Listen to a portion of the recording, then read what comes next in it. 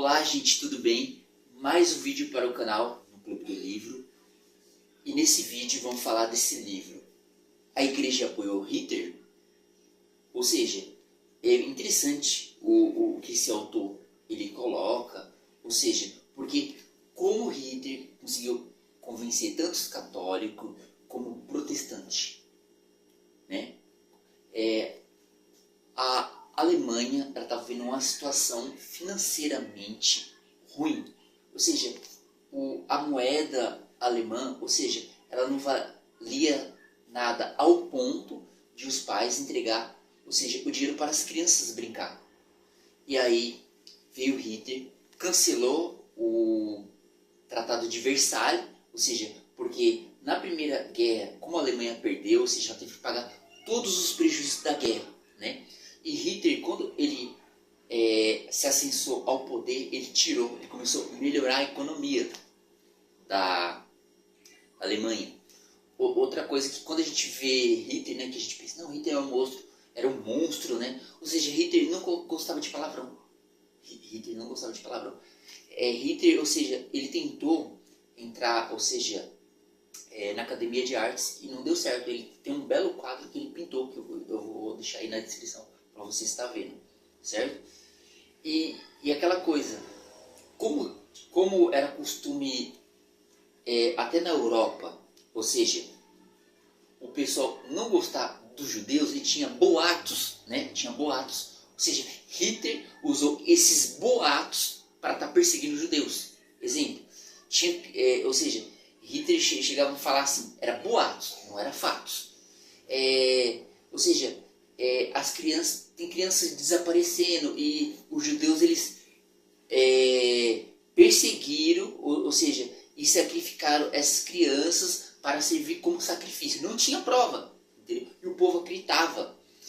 Aqui nessa imagem que vocês vão ver, ou seja, é assim que ele desenhava o judeu. Ou seja, o judeu está trazendo o comunismo e ele vai acabar com a nossa liberdade, né? E era assim que eles viam o judeu. Ou seja, foi com esse panfleto, essas ideias, que o seguinte, ele conseguiu convencer o povo, ou seja, através de boatos, né?